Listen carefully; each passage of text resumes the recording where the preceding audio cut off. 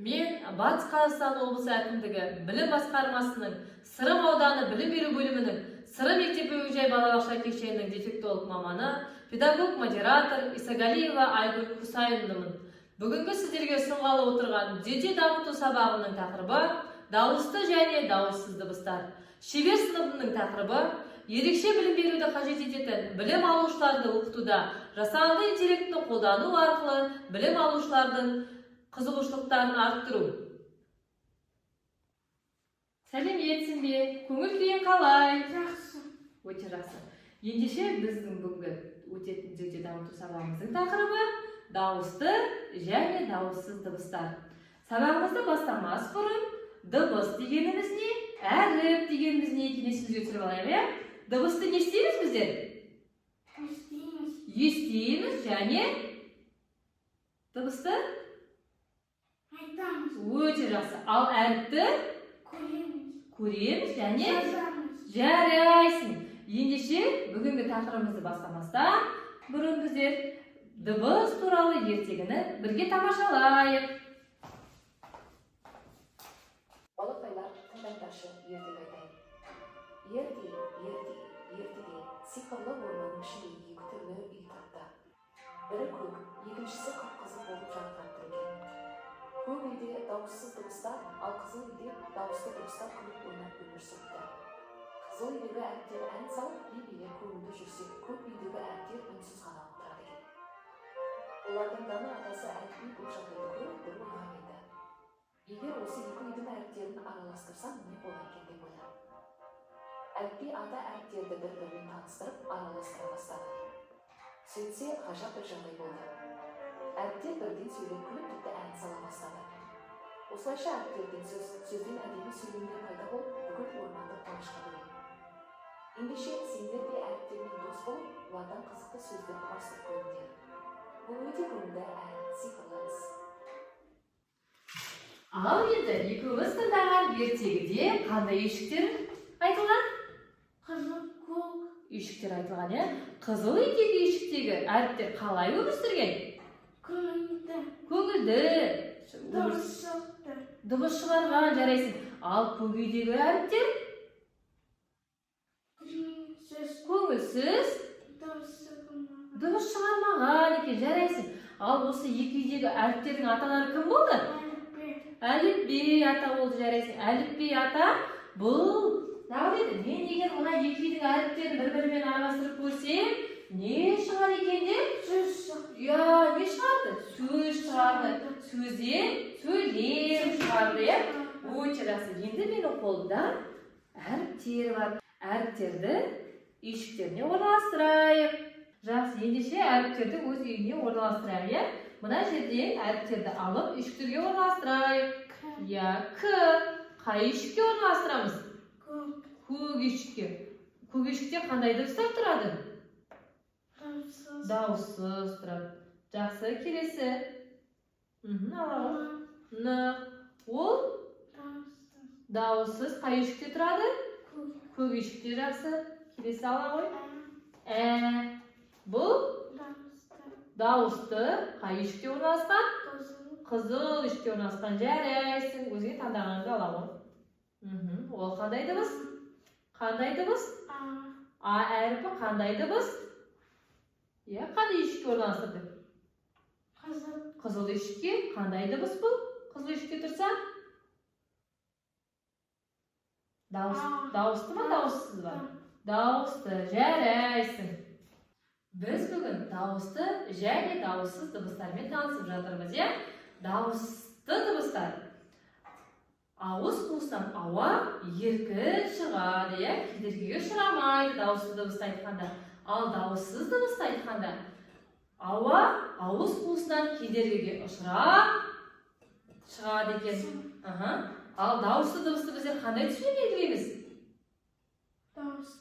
Дауысты дыбысты қандай түспен белгілейміз? Қызыл түспен белгілейміз. Ал осы дауысты айтып көрейікші. Не қолымда қандай әріп? Қандай әріп қолымда? Ал айтайықшы. Ауа ауыз қуысынан кедергіге ұшырар ма екен, ұшырамас па екен көрейік. Ұшырай ма? Еркін шығып тұр, иә? Ал енді менің қолымдағы болды әріп қандай т. Ал таны айтып көрейік. Т. Еркін шықты ма? Ауа. Жоқ, ауыз қуысынан шыққан ауа кедергіге ұшырады, иә? Ендеше екеуміз әрі қарай дауысты дауыссыз дыбыстарды ажыратуға арналған тапсырмалар орындаймыз.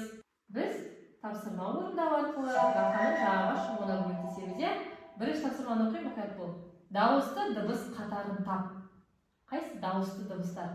Жаңа біздер айттық қой дауысты дыбыстарды.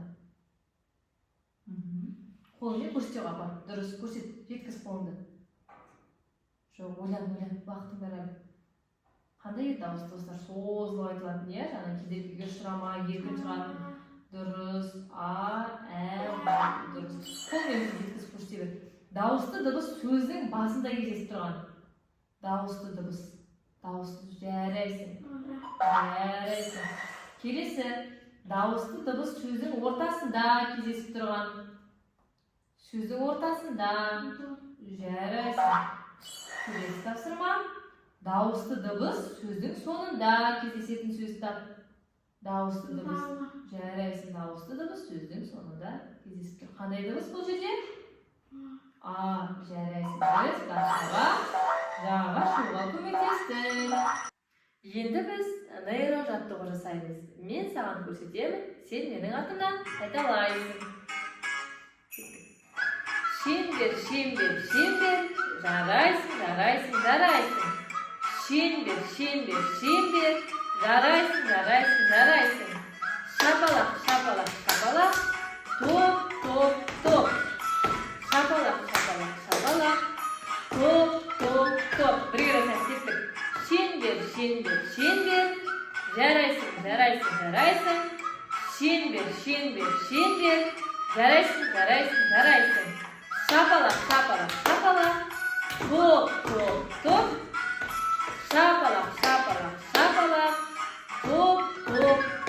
Жарайсың. Енді келесі біздің орындайтын тапсырмамыз Умайгра платформасында түсіп қалған дыбыстарды табамыз, иә? Мұқият алманы құрттан қорғауымыз керек. Ал келді, түсіп қалған дыбысты тап. Мұқият қараймыз. Қайсы? Апыр сосамен көрсете ғой. Жарайсың.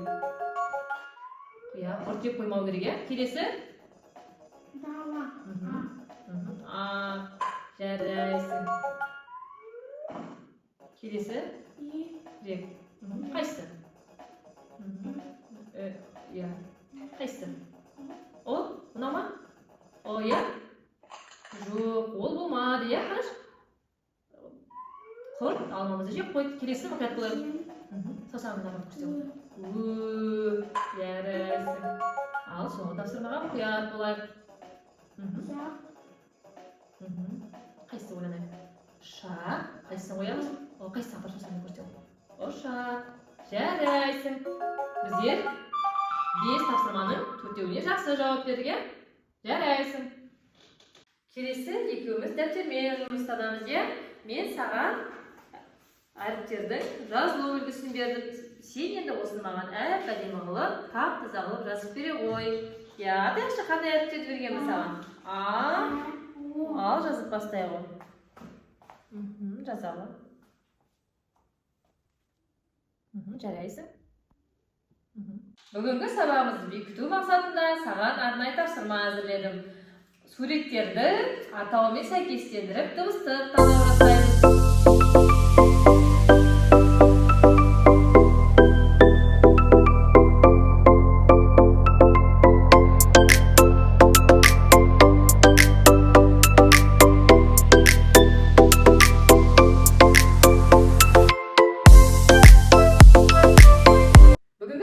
Қорытындылай келе, дыбыс неше түрге бөлінетін болды?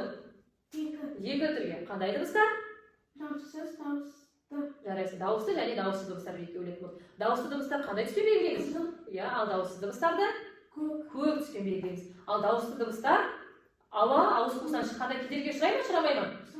Ұшырамайды, еркін шығады, иә? Ал дауыссыздар жақсы кедергіге ұшырап шығады екен, иә?